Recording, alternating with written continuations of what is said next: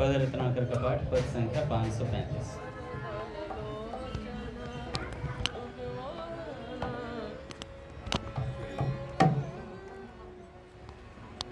श्री भाई जी बाबा की।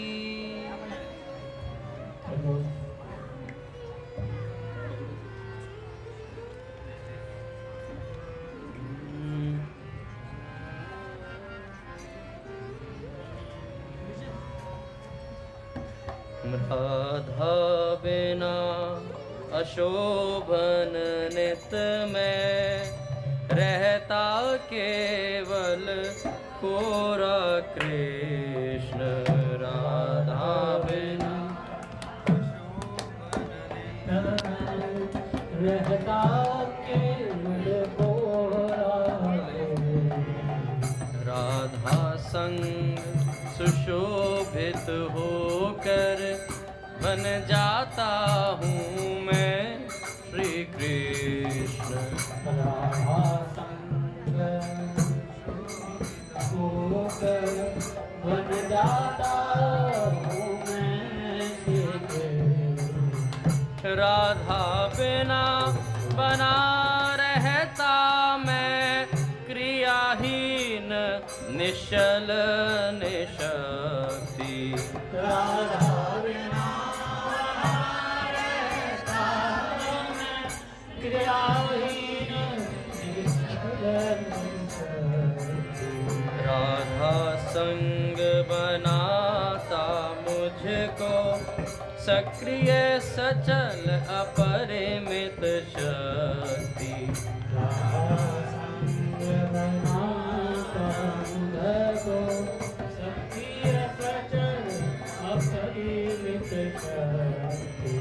राधा मेरी परम आत्मा जीवन प्राण नित्य आधार। राधा मेरी परम आत्मा जीवन प्राण नित्य आधार।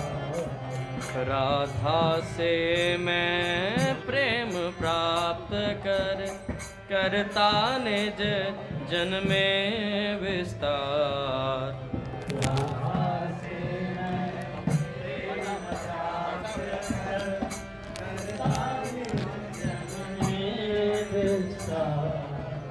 राधा मैं हूँ, राधा मैं है, राधा माधव नित्य अभिन्न।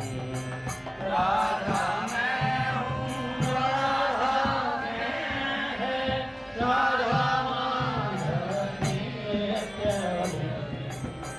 एक सदा ही बने सरस दो करते लीला ललित विभिन्न। एक सदा ही बने सरस दो करते लीला ललित विभिन्न। राधा माधव राधा माधव राधा माधव राधा माधव राधा माधव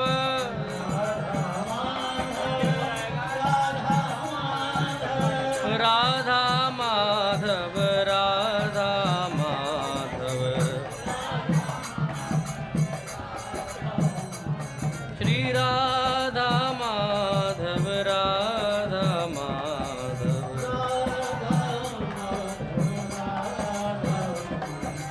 राधा माधव राधा माधव राधा माधव राधा माधव राधा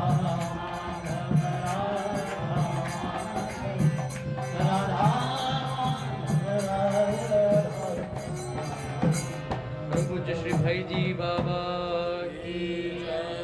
परम पूज्य श्री भाई जी बाबा की। परम पूज्य श्री भाई जी बाबा की।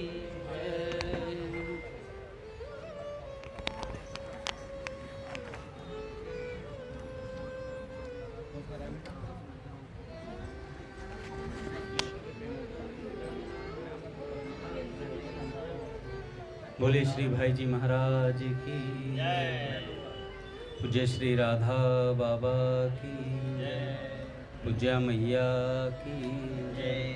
अपने प्यारे भैया की जय। पूज्य दादा की जय। भक्तवत्सल भगवान की जय। हरि बोल। बड़े सौभाग्य का क्षण है कि आज भी हमें सत्संग और कीर्तन का परम लाभ प्राप्त हुआ है।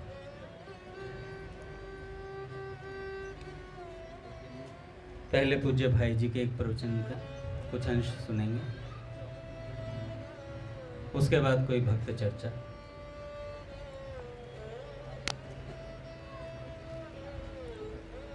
भाई जी के प्रवचन का एक नाम है कि फुर्सत निकालो, फुर्सत निकालो। ध्यान से सुनिएगा थोड़ा। जाड़े का मौसम है। दर्जी दालान की धूप में बैठा कपड़े सी रहा है। घर के अंदर से लड़के ने आकर कहा, बाबा जाड़ा लगता है, एक रजाई तो सिल दो। दर्जी ने कहा, बेटा अभी तो धूप निकली है, थोड़ा गर्मा ले, आज फुर्सत मिली तो सिल दूंगा, आज फुर्सत मिली तो सिल दूंगा। लड़का कुछ देर वहां बैठा, फिर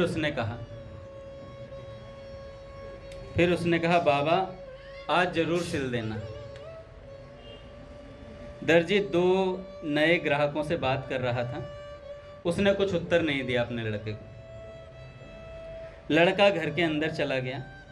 दूसरे दिन सवेरे ही लड़के की मां ने कहा, रामू के बाबा, लड़का कितने दिनों से जाड़े में मरता और रोता रहता है, तुम्हें इसके लिए एक रजाई सिलने की फुर्सत नहीं है, तुम्हें इसके लिए एक रजाई सिलने की फुर्सत नहीं है। अगर आप कपड़ा ला दें तो मैं ही सिल दूं, कपड़ा ला दें तो मैं ही सिल दूं। दर्जी ने कहा, तू कहती है सो तो ठीक है, पर बता मैं कब सिलूं, समय ही नहीं मेरे पास। जाड़ा शुरू हुआ है, ग्राहक दिन रात तगाजा करते हैं, मुझे तो उनके कपड़े सिलने से फुर्सत नहीं है। देखती नहीं मैं खुद दिन रात नंगे बदन बैठा रहता हूँ। क्या मुझे सर्दी नहीं लगती? फुर्सत मिले तब ना बाजार जाकर कपड़ा लाऊं, कपड़ा किसी से मंगवा लो, इतने ग्राहक आते हैं, उनमें से किसी से कह दो ला देगा। रामू की मां ने उनके बाबा से कहा। दर्जी बोला, कपड़ा कोई ला देगा तब भी क्या होगा, कोई कपड़ा ला के दे देगा तब भी क्या होगा। अभी मेरे पास ग्राहकों के इतने कपड़े पड़े हैं कि तुम और मैं दोनों लगातार कई दिन तक बैठेंगे तब कहीं जाके काम चलेगा। बीच में और काम आ गया तो वह भी नहीं। तो दर्जिन बोली, तुम्हारा काम तो पूरा होने का नहीं, दूसरों के कपड़े सीते सीते जाड़ा निकल जाएगा। भगवान ना करे कहीं जाड़े से लड़के को या तुमको बुखार हो गया तो बड़ी मुसीबत होगी, फिर मेरी क्या गति होगी। दर्जी ने बड़ी रुखाई से कहा, क्या किया जाए, अभी तो फुर्सत नहीं है। जगत में यही हाल है। पूज्य भाई जी कहते हैं, जगत में यही हाल है। पर उपदेशकों का यही हाल है। उन्हें पर उपदेश में ही फुर्सत नहीं मिलती। दर्जी दूसरों के कपड़े तो सीता है, परंतु ये तो प्राय अपना सारा वक्त यूं ही बर्बाद करते हैं। परंतु एक दिन ऐसी फुर्सत मिलेगी कि फिर कोई भी रुकावट काम नहीं आएगी। इन बेचारों की तो बात ही कौन सी है, नो टाइम का बोर्ड लटका कर रखने वाले, और क्या करें, मरने की भी फुर्सत नहीं मिलती। रटने वाले सबको उसी शमशान की धूल में जाकर लौटने के लिए पूरी फुर्सत मिलेगी, अपने आप आराम से लौटना। इसलिए पहले से ही फुर्सत निकाल लो तो बुद्धिमानी है, पहले से ही फुर्सत निकाल लो तो बुद्धिमानी है। फुर्सत कहीं से बुलाई नहीं जाती, निकालनी पड़ती है। फुर्सत कहीं से बुलाई नहीं जाती, निकालनी पड़ती है। कोरे रह जाओगे तो बड़ी मुसीबत होगी। दूसरे का उद्धार करने के काम से जरा फुर्सत निकालकर, देश सेवा में जरा समय बचाकर पहले अपना उद्धार और अपनी सेवा करो। पहले अपने पापों को धो लो, तभी देश सेवा के और विश्व सेवा के लायक बनोगे। सावधान, ऐसा बाबूजी ने कहा, सावधान। अच्छा, कई लोग सोचते हैं कि भाई दूसरों का कल्याण कर दें पहले, मतलब दूसरों को मंदिर में पहुंचा दें, हम और दूसरे बंदे ढूंढे मंदिर पहुंचाने के लिए, है ना। तो पहले अपने घर में दिया जलता है, तब दूसरों को रोशनी देने का विचार करना चाहिए। तेरे भावे जो करे भलो बुरो संसार, नारायण तू बैठ के अपनो भवन भुआर। जग अग धोवत जुग गए, धुल्यो न मन को मैल। मन मैल पहले धोई ले, न तरु मैल को मैल। भैया तो पहले अपना मैल धोना है, अपने हृदय के तंतु साफ करने हैं, उसके बाद दूसरों के कल्याण का विचार करें। अक्सर यही बात होती है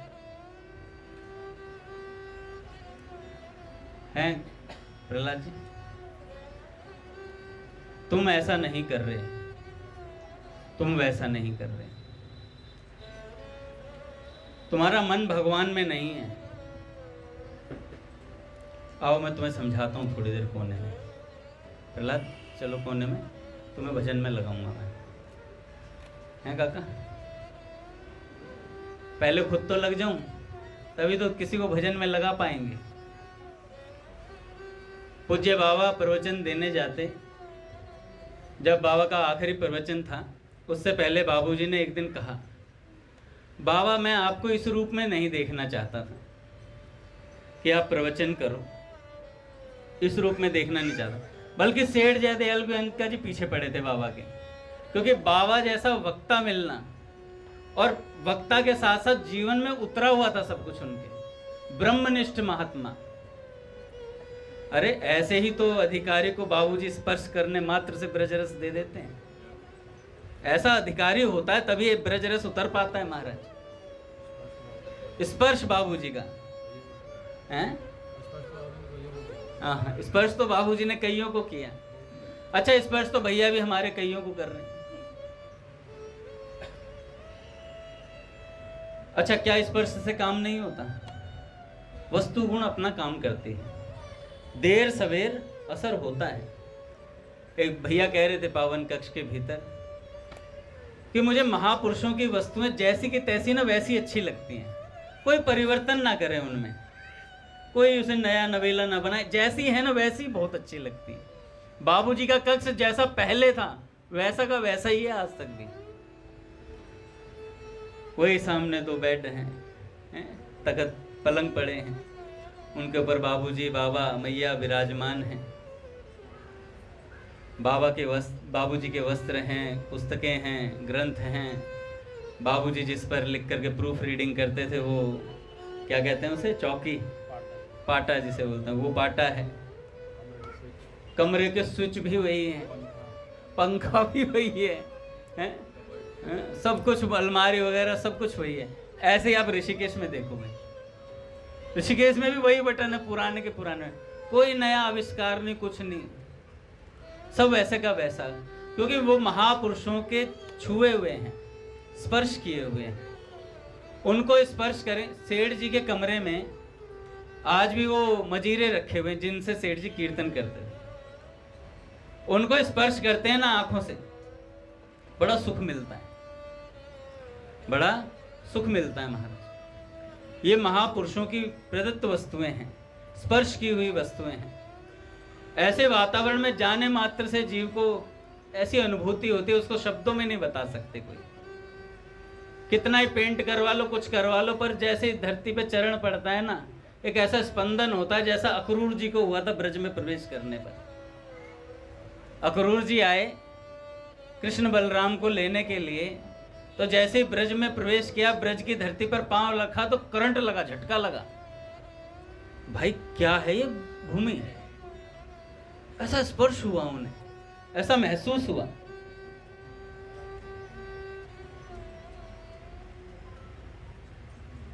आज पूज्य भैया का और पूज्य प्रेमानंद बाबा जी का वार्तालाप सुन रहे थे, तो उसमें बड़ी अच्छी बात लगी। विषयों में आसक्त पुरुष जब भगवान में आसक्त होता है तो उच्च लेवल का प्रेम करता है भगवान से। कोई विषय में आसक्त है, जितनी आसक्ति हमारी विषयों में है, कोई भी ये ना सोचे कि मैं पापी हूं, मैं दुराचारी हूं, मैंने इतने पाप कर रहे हैं, मैंने ये खाया, मैंने वो खाया है। आप आ जाओ। अपि चेत्सो दुराचारो भजते माम अनन्य भाव। और वो साधु मानने योग्य। भगवान कहते हैं जैसे ही उसने निश्चय कर लिया कि अब मैं भगवान के मार्ग पे चलूंगा, तो काम हो जाता है महाराज। भगवान कहते हैं वो उसे साधु मान लो, काम हो गया उसका। निश्चय कर लिया उसने भगवान को प्राप्त करना है।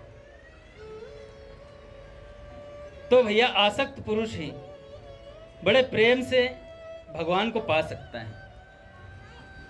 एक बड़ा सुंदर पद आता है, आज लिखा कि हमारे वृंदावन और हमारे वृंदावन और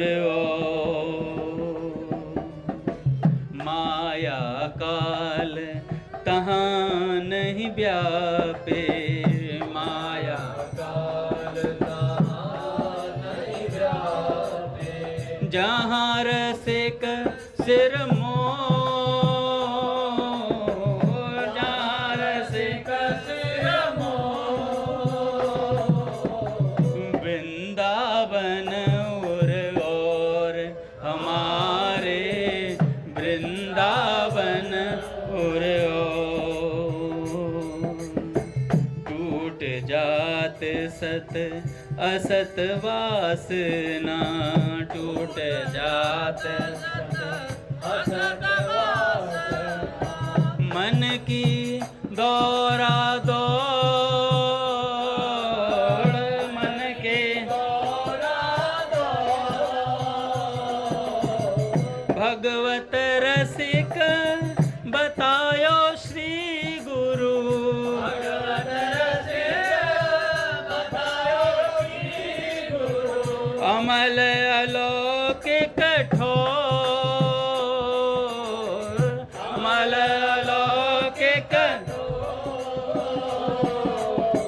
वृंदावन और हमारे वृंदावन और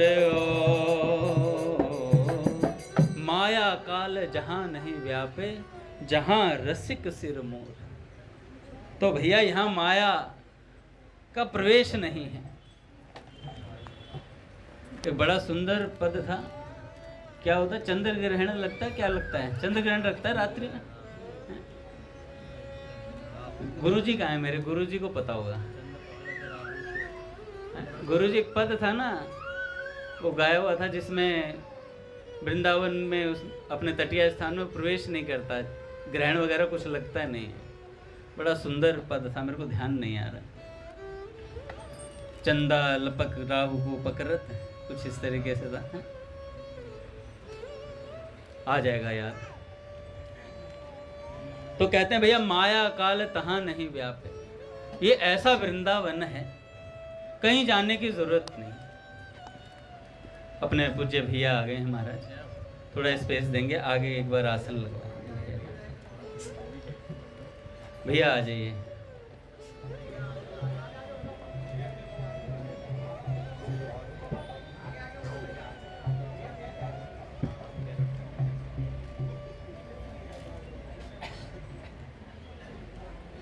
जो हरि प्राप्ति की आस है, तो हरि जन गुण गाए, न तरु सुकृत भुज बीज जो, जन्म जन्म पछताए।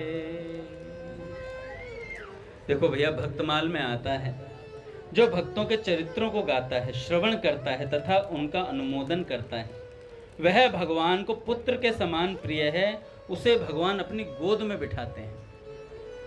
हरि बोल। पूज्य भैया को आगे ले आओ महाराज। भैया, विनीत भैया,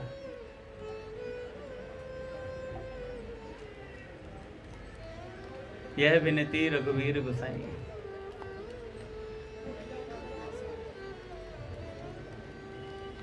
प्रतीक भैया, अच्छा से नहीं लगता है ऐसे भैया।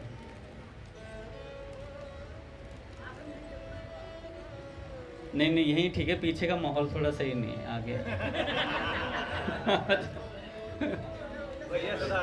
श्री राम जय जय राम। श्री राम जय जय राम।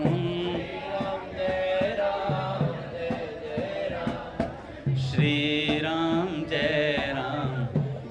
जय राम। श्री राम, आसन आसन आसन। जय राम। श्री राम जय जय राम।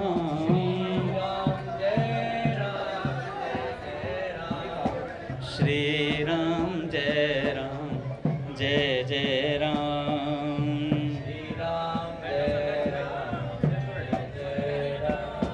जय जय श्याम जय श्याम।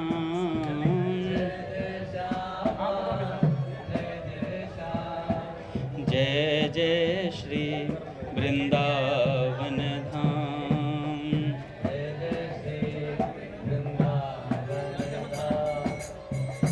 बोलिए भक्तवत्सल भगवान की जय। देखो, अभी थोड़ी देर में पूज्य भैया आएंगे, तब पूज्य भैया से लाभ लेंगे, क्योंकि हमारे कहने से तो भैया कुछ कहते नहीं हैं।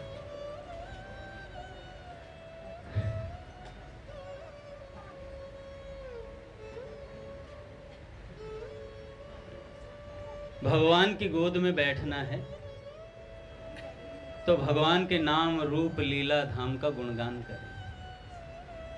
पूज्य बाबा ने कहा नाम रूप लीला धाम, और एक वस्तु और जोड़ दी पूज्य राधा बाबा ने, संत। नाम रटे तो ऐसे रटें कि भैया फिर अहरनिश निरंतर नाम निकलता रहे। धाम में बसे तो ऐसे बसे कि बम पड़ जाए तब भी छोड़ कर ना जाए साधक। श्री प्रबोधानंद पाद सरस्वती जी तो कहते हैं, वृंदावन में आओ तो अपने घुटनों पर हथौड़ा मार लो, कोई चाह के भी ना निकाल सके, पड़े रहो वहीं पर, कहीं जाने की जरूरत नहीं है। कि ऐसे बसी ब्रज की बीथिन।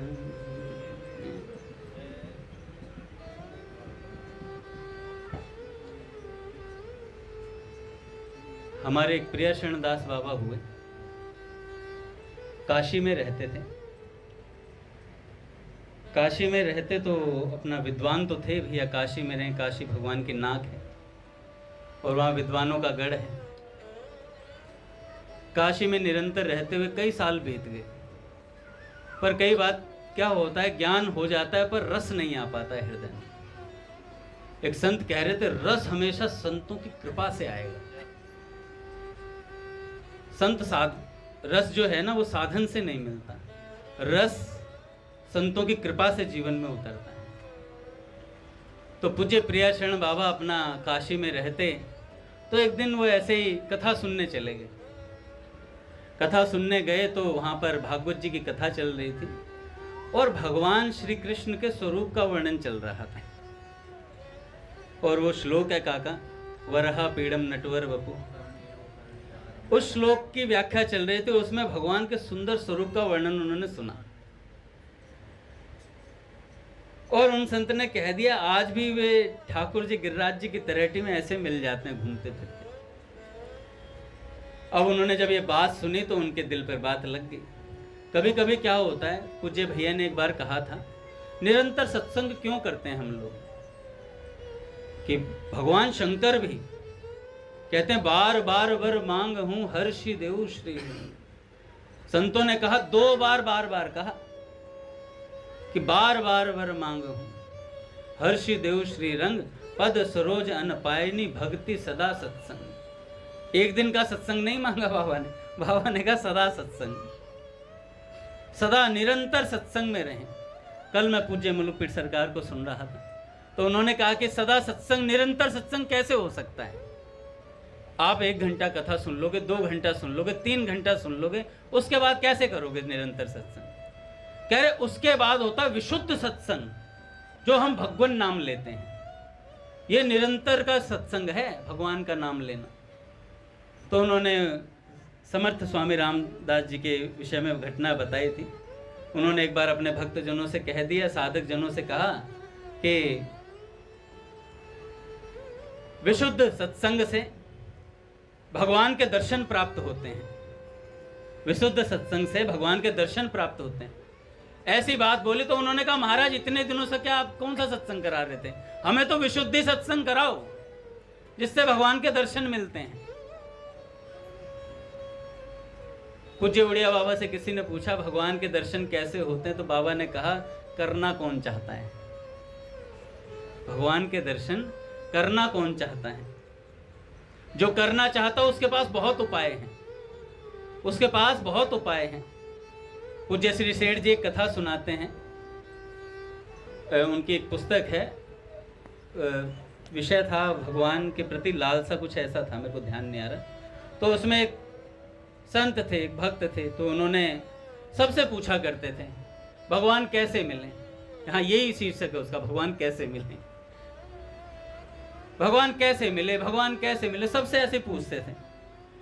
तो भैया एक योगी से पूछा तो उसने कहा कि भैया योग करने से मिलते हैं, एक ने कहा प्राणायाम करने से मिलते हैं, एक ने कहा पंचानल जलाने से, पंचाग्नि जलाने से, भगवान में तप करने से मिलते हैं। तो जैसा जैसा जो जो कहते जा रहे थे वैसा वैसा करते जा रहे थे। एक ने कहा कि भैया इधर से नाक बंद करो, इधर से छोड़ो, तब भगवान मिलते, तो उन्होंने वो भी किया, सारी चीजें करी। तो एक अंत में एक साधु आए, उन्होंने कहा कि भाई एक बात बताओ, कब तक करते रहोगे ये सब चीजें? जो कुछ भी बताता वही तुम करने लग जाते हो। तो उन साधक ने कहा जब तक भगवान मिल नहीं जाते तब तक लगा रहूंगा। और तत्काल महाराज उन्हीं संत में से सामने से भगवान नारायण प्रकट हो गए चतुर्भुज रूप में। तो भैया लालसा हो तो ऐसी हो कि हर जगह भगवान का अनुसंधान हो, भगवान का अनुसंधान हो। पूज्य श्री प्रेमानंद जी महाराज कहते हैं कृष्ण व्रती होना चाहिए। एक व्रत ले ले कि मुझे श्री कृष्ण को प्राप्त करना है। कहां था मैं, डिरेल कहां से हुआ था? उसके बाद फिर डिरेल हुआ, एक बात पे चला गया। भगवान कैसे मिले से पहले वाली बात। फुर्सत तो मिल गई। भैया बाबूजी ने कहा फुर्सत निकालो, फुर्सत निकालो। दर्जी का उदाहरण दिया, अपने बेटे के लिए रजाई नहीं सिल पा रहा था, पत्नी ने कह लिया, बेटे ने कह लिया, सब ने कह लिया, फुर्सत नहीं मिल रही। तो बाबूजी ने कहा भैया ऐसे फुर्सत निकालनी पड़ेगी। पर उपदेशकों के लिए बाबूजी ने बात कही। पर उपदेशक क्या होता है, दूसरों को तो उपदेश देते रहते हैं लेकिन खुद के लिए समय नहीं निकाल पाते। चेतन हो जा रे मुसाफिर गाड़ी, रट लेंगे हम इस चीज को, इतनी बार रट लेंगे कि जब वहां पहुंचेंगे तो भगवान कहेंगे बड़े घर ताड़ी बाजी रे, ताड़ी बजेगी वहां बड़े घर में, पट खोलेंगे महाराज प्रभु आ रहे हैं।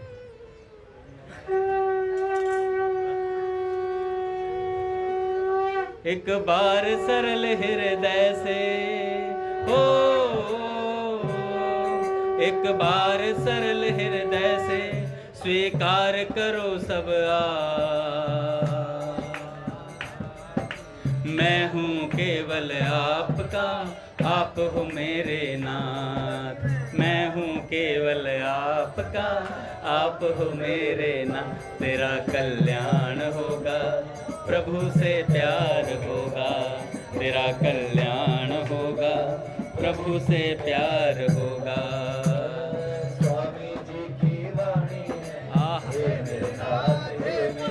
है, स्वामी जी की वाणी है, हे मेरे नाथ, हे मेरे नाथ, का ये महामंत्र है।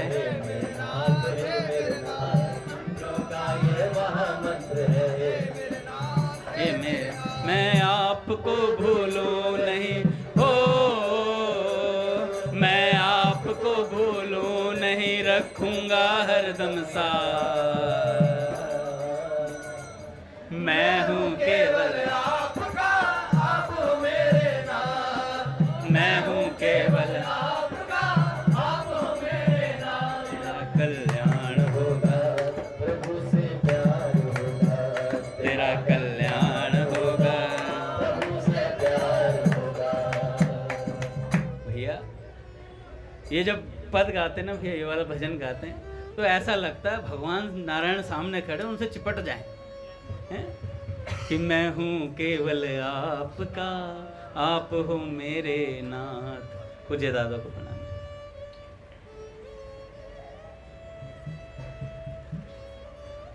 तो मेरे को याद आ गया, समर्थ स्वामी रामदास जी ने कहा कि भैया विशुद्ध के सत्संग से भगवान के दर्शन प्राप्त होते हैं। तो विशुद्ध दर्शन की बात चल रही थी, तो सब भक्तों ने, तो हमें आज तक आप कौन सा सत्संग सुना रहे थे? विशुद्ध सत्संग ही सुनाना चाहिए था, सीधे भगवत प्राप्ति। हमें तो भगवान के दर्शन हो जाते। अगर आज से पहले आपने विशुद्ध सत्संग सुना दिया होता, तो उन्होंने कहा सुनो फिर आज विशुद्ध सत्संग, शाम को आ जाना, विशुद्ध सत्संग शुरू होगा। और महाराज बैठे, हारमोनियम लिया, मृदंग वाले बैठे सब, और महाराज जी ने प्रथम कीर्तन शुरू किया। क्या कहा? श्री राम जय राम जय जय राम, श्री राम जय राम जय जय राम, श्री राम जय राम जय जय राम, श्री राम जय राम जय जय राम, श्री राम जय राम जय जय राम, श्री राम जय राम जय जय राम, श्री राम जय राम जय जय राम, श्री राम जय राम जय जय राम, श्री राम जय राम जय जय राम, श्री राम जय राम जय जय राम, श्री राम जय राम जय जय राम, श्री राम जय राम जय जय राम, श्री राम जय। सब बोले महाराज राम, श्री राम जय राम जय जय राम, जय रघुनंदन जय सिया राम,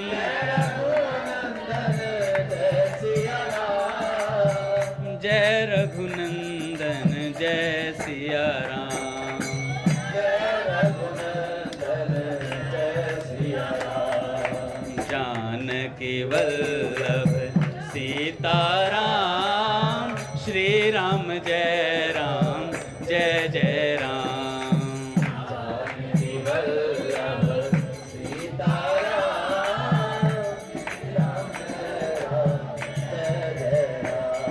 श्री राम जय राम जय जय राम,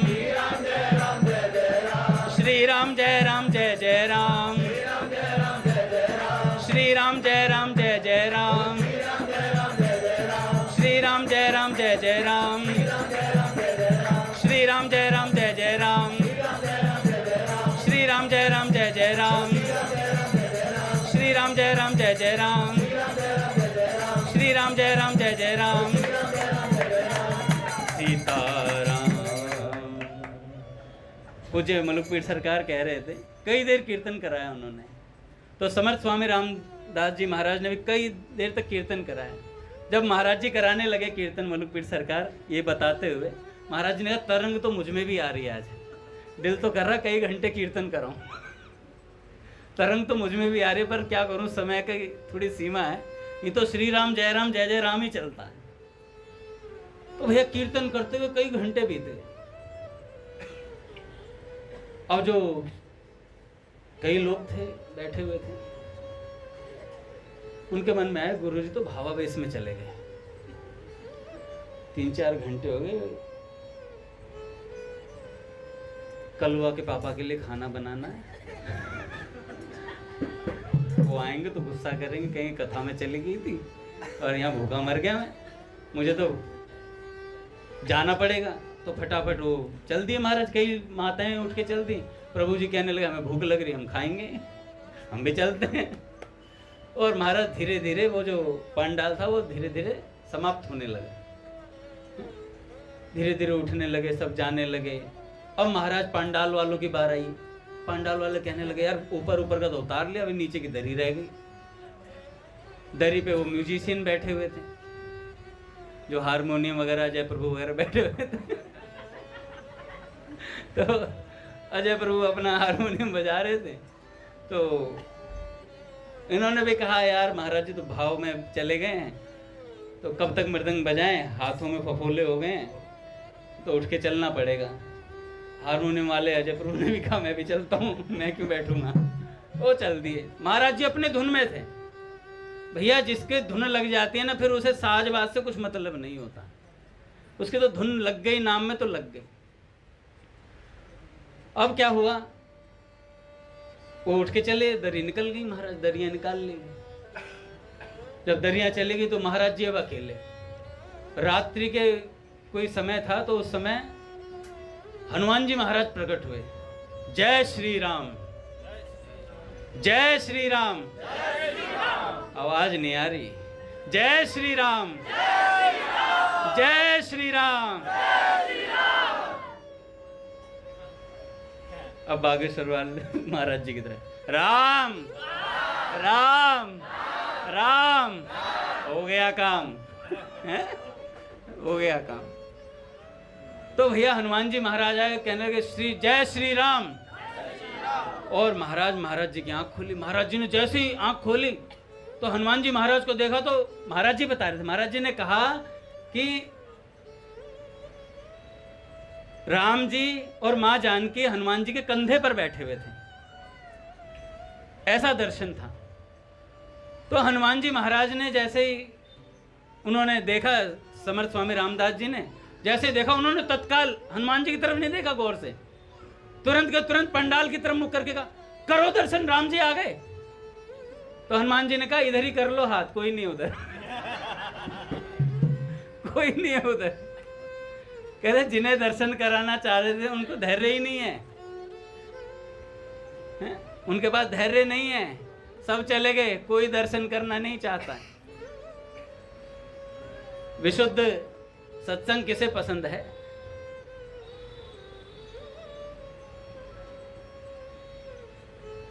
सत्संग की बात बताता हूँ। अपने पूज्य भक्तमाली जी महाराज के मित्र थे शायद वो, या भक्तमाली जी महाराज के मित्र थे। तो मथुरा में उस जगह वहाँ पर वो क्या करते थे, जैसे संडे वगैरह में छुट्टी मिलती थी विद्यालय से, तो वो क्रिकेट खेलने जाया करते थे। क्रिकेट खेलने जाते तो महाराज जी ने कहा कि आज क्रिकेट खेलने मत जाओ। जैसे अपने बच्चे हैं यहाँ पर, कई लोग वॉलीबॉल वगैरह भी खेलते थे।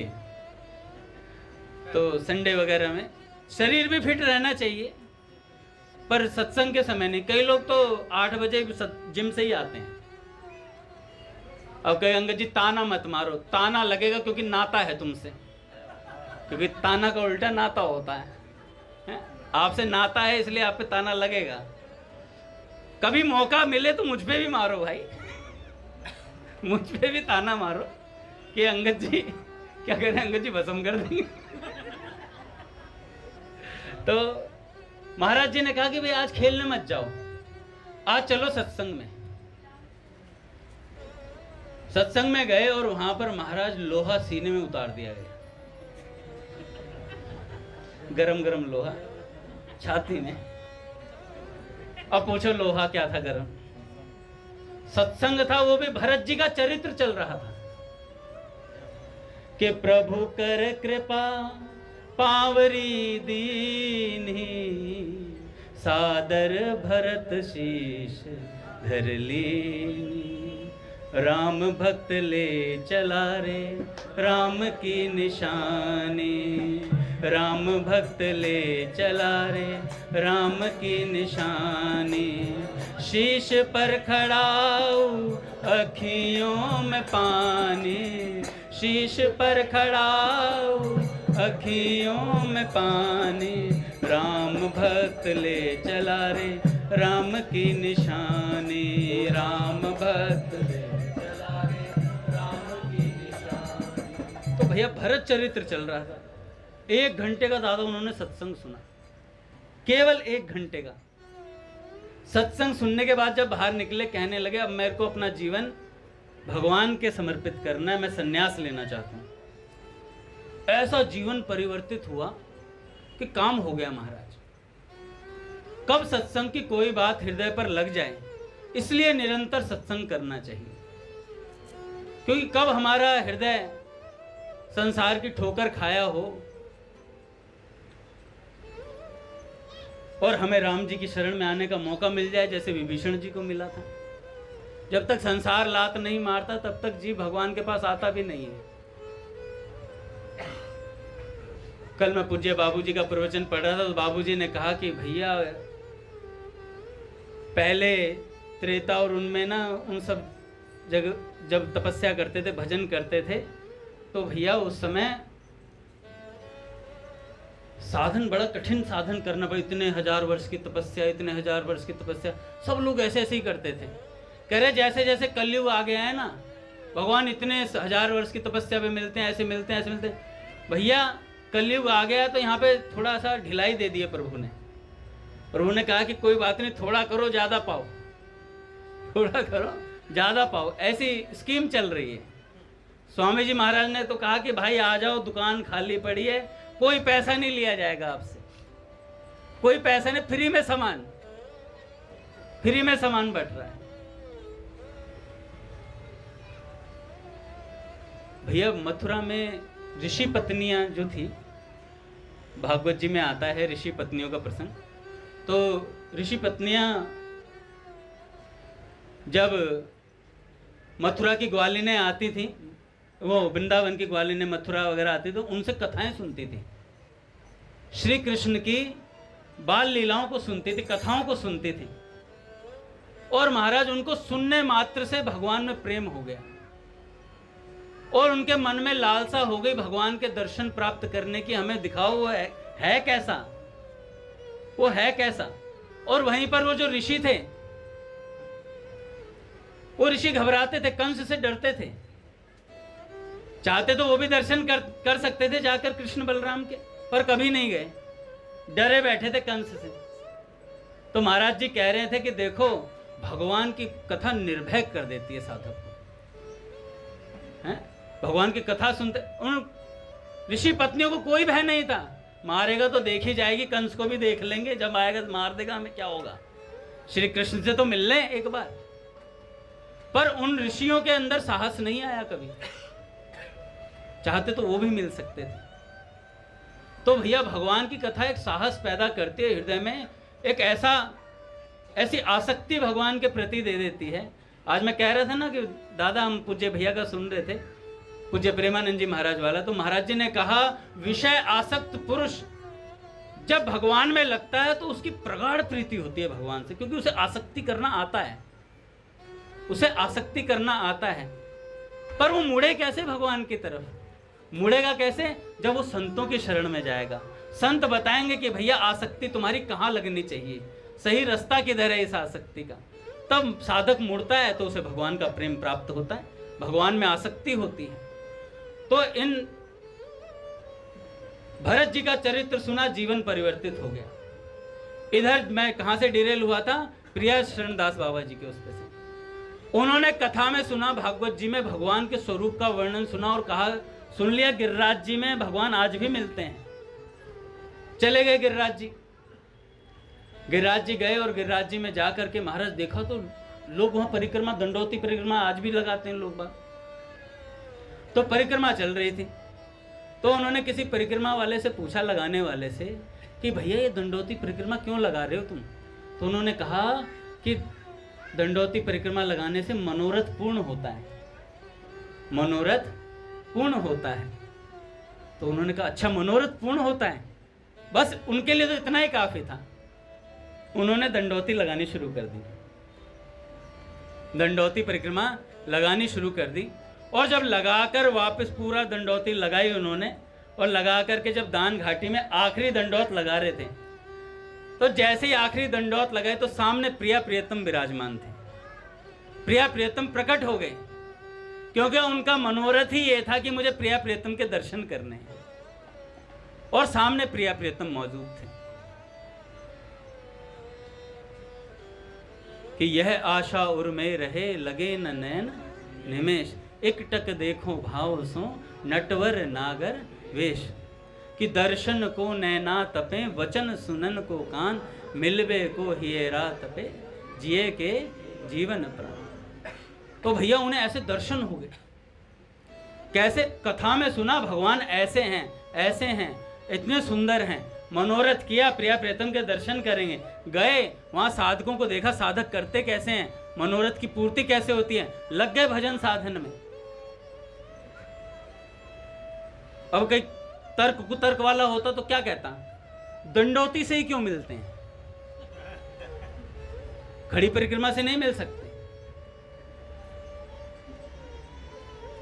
बहुत से होते हैं, तर्क वितर्क से साधक को सतर्क रहना चाहिए। क्या चल रहा है, क्यों चल रहा है, हम क्या करें भाई, हमें तो अपना भजन करना है, हमें भजन करना है। बरसाने में ही प्रिया शरण दास बाबा रहते थे। कई लोगों को अनुभव ही पूछने का शौक होता है, आपका क्या अनुभव है भगवान के प्रति। मेरे को भी शौक था, पर अपने गोकुलानंद प्रभु के नाना जी ने खत्म कर दिया। भैया क्या हुआ, अपना पुराना मंदिर था, ऊपर टीन टप्पर डला हुआ था, तो गोकुलानंद प्रभु के नाना जी आए। हमने भी मैंने पहली बार ऐसे संत देखे थे, इतने लंबे, और माथे पे वल्लभ कुल का तिलक। और भैया देखा तो उन्होंने कहा पूछ लो कुछ बात, तो मैंने पूछ लिया। क्या पूछा था दादा? नहीं, अपना कोई अनुभव बता दो भगवान के बारे में। तो ब्रजवासी सारे तू बता देगो अपनी लुगाई की बात। तू अपने भीतर की बात बताए देगो। मैंने उस दिन से निश्चय कर लिया, पूछूंगा नहीं, अब नहीं पूछूंगा।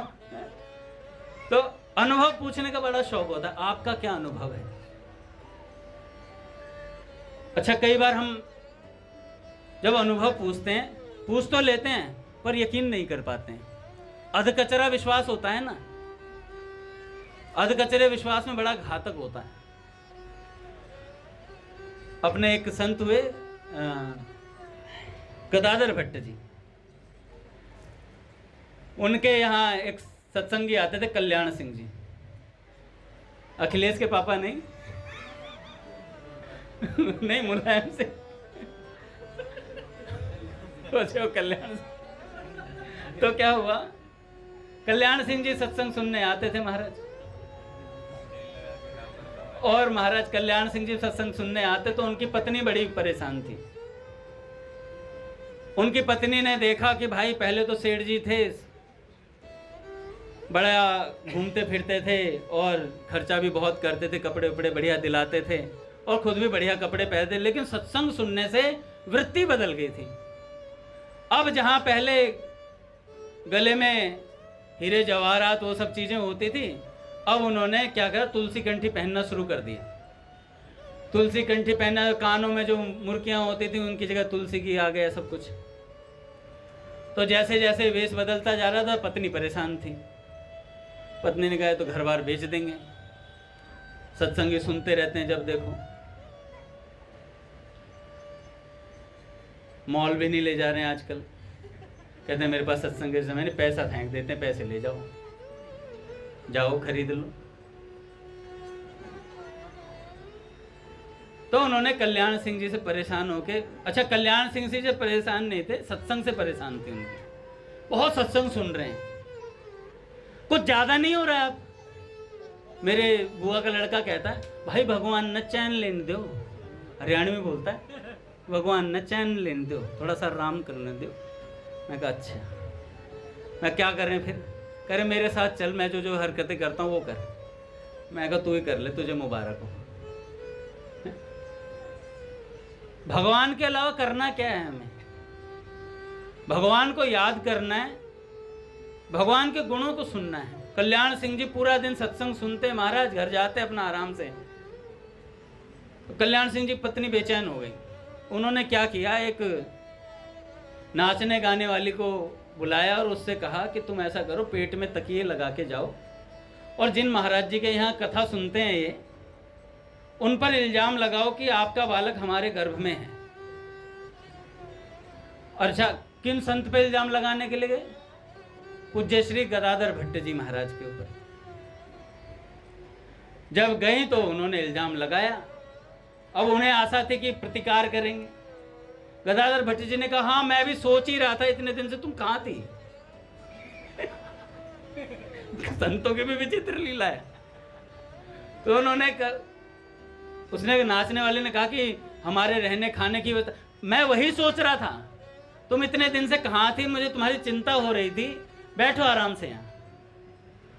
और महाराज सब जो साधक सुन रहे थे, सत्संग सुन रहे थे, सबके मन में बात आ गई। जो सबसे पीछे बैठते थे उनकी तो वैसे ही श्रद्धा नहीं थी, वो तो टाइम पास ही करने आते थे। तो उन्होंने क्या किया, मन में बात आ गई, जब गुरुजी ऐसे हैं, अच्छा बच्चे हंस इसलिए कि मैं पीछे वालों को कह रहा हूं, ऐसा नहीं है, पीछे सबके बाप बैठे हैं, रघुनाथ जी महाराज और सेवा जी महाराज। सेवा महाराज हमारे चैतन्य महाप्रभु हैं। उसके बीच में मुझे पता नहीं कौन कौन है भाई। तो क्या हुआ, जो कच्ची पक्की श्रद्धा रखते थे उन्होंने कहा अबे गुरुजी ऐसी हरकतें कर रहे हैं, बताओ। पूज्य भैया आगे महाराज, हरि आगे कल बताएंगे।